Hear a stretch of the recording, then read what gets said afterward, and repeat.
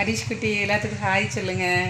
ஹரிஷ் குட்டி வெளில உட்காந்து வேடிக்கை பார்த்துட்ருக்காங்க. ஜன்னலுக்காக திறந்து வச்சுருக்கேன் பெட்ரூமில், அதனால் வெளில உட்காந்து வேடிக்கை பார்க்க சொல்லிட்டு இருக்கேன்.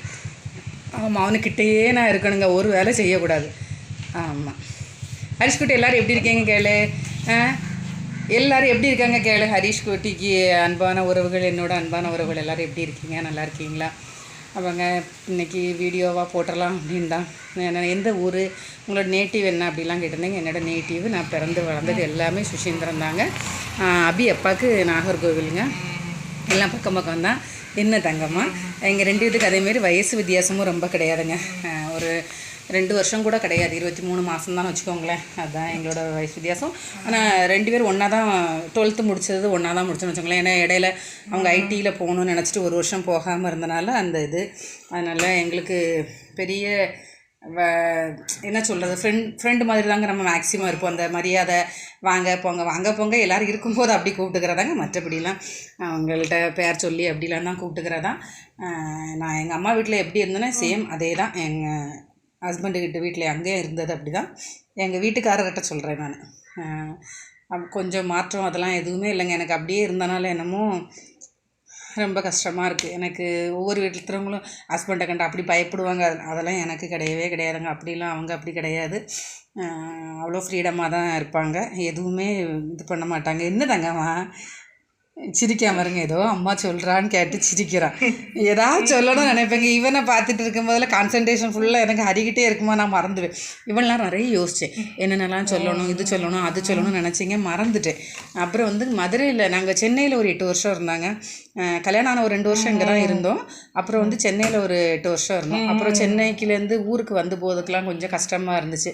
அதுவும் இல்லாமல் சென்னையில் வச்சு அவங்க அப்பாவுக்கு வந்து ஜாண்டிஸ்லாம் வந்துருச்சுங்க. ஃபஸ்ட் டைம் வந்துச்சு, ஒரு 33 வயசுலாம் வந்துருச்சு. எங்களுக்கு 26 வயசில் அபியப்பாவுக்கு கல்யாணம் ஆயிடுச்சு, எனக்கு 24. அப்போது வந்து அவங்களுக்கு ஜாண்டிஸ் வந்தனால சரி ரொம்ப லாங்காக இருக்குது. அப்புறம் நல்லா தாங்க இருந்தாங்க, 10 வருஷம் ஒரு பிரச்சனையும் இல்லை, நல்லா தாங்க இருந்துகிட்டு இருந்தாங்க. அதுக்கப்புறம் மதுரைக்கு ஷிஃப்ட் ஆனால் இங்கேயே மார்க்கெட்டிங்கில் தான், அங்கேயும் மார்க்கெட்டிங், மதுரையிலே மார்க்கெட்டிங் தான். அப்புறம் தான் சரி அலைய வேண்டாம், வெயிலே அலைஞ்சு பார்க்குற மாதிரி இருக்குது அப்படின்னு நினச்சிட்டு கடை ஒன்று வந்துச்சுங்க. அந்த அப்போ கடையே பார்த்துக்கலாம் அப்படின்ட்டு நானும் ஹரியும் பார்த்து கஷ்டமாக இருந்துச்சு. அப்போ நாங்கள் 2 பேரும் வீட்டிலே இருந்துட்டோன்னா ஹரியை ஒரு ஆள் பார்த்துக்கலாமே அப்படின்ட்டு கடை தாங்க வச்சுருந்தோம். நாங்கள் லாஸ்ட்டாக அபியப்பா இருக்க வரைக்கும் கடை தான் வச்சுருந்தோம். அதுக்கப்புறம் என்னால் அதை தனியாலாம் பார்க்க முடியாதுங்க. அப்புறம் எனக்கு அங்கே போகிறதுக்கும் மனசும் இல்லை, அபியப்பா இல்லாமல் அந்த வீட்டில் போய் இருக்க அந்த மனசும் வரல.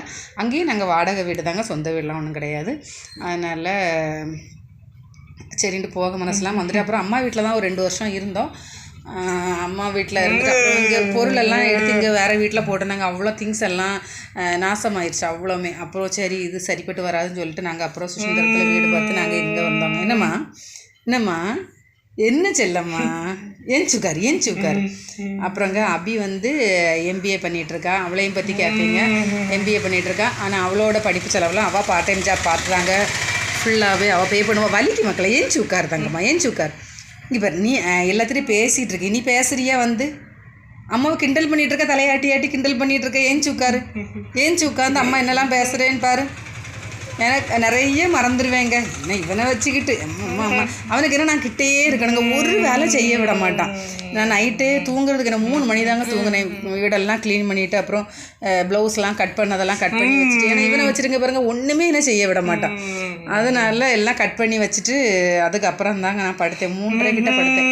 அப்புறம் காலையில் எந்திரிக்க டைம் ஆயிடுச்சு கிடக்கடான்னு. அப்புறம் அபிக்கு சமையல் பண்ணி கொடுத்து அனுப்பிச்சாச்சுங்க. இப்போவும் பாருங்கள் அவனு கூடயே தான் உட்காந்துட்ருக்கேன். தைக்கிற வேலை அவ்வளோ இருக்குங்க. ஆனாலும் இவனை பார்த்துக்கிட்டே இருக்கணுமா அந்த செல்லக்குட்டியை. அதனால் இல்லை இப்படி வச்சுங்களேன், விட்டுட்டு அங்கே போனேன்னு வச்சுக்கோங்களேன், இப்படி இங்கே இருக்க ஏதாவது எடுத்து இப்படி ஜன்னல் வெளியே போட்டுட்ருப்பான். எதையாவது வேண்டாத வேலை பார்ப்பாங்க.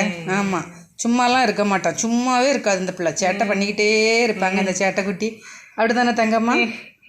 ஏன் சுக்காரு நீங்கள் கேளுங்க. இங்கே ராகவண்ணாலாம் உண்டு. ராக தம்பி எப்படி இருக்கீங்க, நல்லா இருக்கீங்களா? மகாராணி சிஸ்டர், எனக்கு தம்பி பேர் மட்டும் தான் தெரியும், அதனால் பிள்ளை நல்லா பார்த்துக்கோங்க. அப்புறம் எனக்கு ரெகுலராக கமெண்ட் பண்ணுற எல்லாருக்கும் ரொம்ப ரொம்ப ரொம்ப நன்றிங்க. உங்களோட சப்போர்ட்டை எப்போவுமே எங்களுக்கு கொடுங்க. ஹரிக்குட்டி மாதிரி குழந்தைங்க எல்லாருக்கும் சேனலுக்கும் சப்போர்ட் பண்ணுங்கள். வண்டி போயிட்டே இருக்குங்க. அப்புறம் வந்து எனக்கு வந்து வேலைக்கெலாம் போக முடியாதனால சரி என்ன பண்ணலாம், வீட்டில் இருந்து என்ன பண்ணலான்னு தைக்க தான் முடியும், தைச்சிட்ருக்கேங்க. அதுக்கப்புறம் சரி சும்மா இருக்கிற நேரத்தில் இந்த யூடியூப் ஏதாவது ஆரம்பிக்கலாம் அப்படின்னு நினச்சிட்டு தாங்க ஆரம்பித்தது. அதுக்கு உங்கள் சப்போர்ட்டெல்லாம் தந்துட்டுருக்கீங்க. இன்னும் உங்கள் சப்போர்ட் எல்லோரும் தாங்க. இந்த வீடியோ பார்க்குற எல்லாருக்கும் ரொம்ப ரொம்ப நன்றிங்க. தொடர்ந்து சப்போர்ட் பண்ணுங்கள். உங்களால் முடிஞ்ச ஆதரவை ஹரிக்குட்டி சேனலுக்கு கொடுங்க. ரொம்ப ரொம்ப தேங்க்ஸ்மா.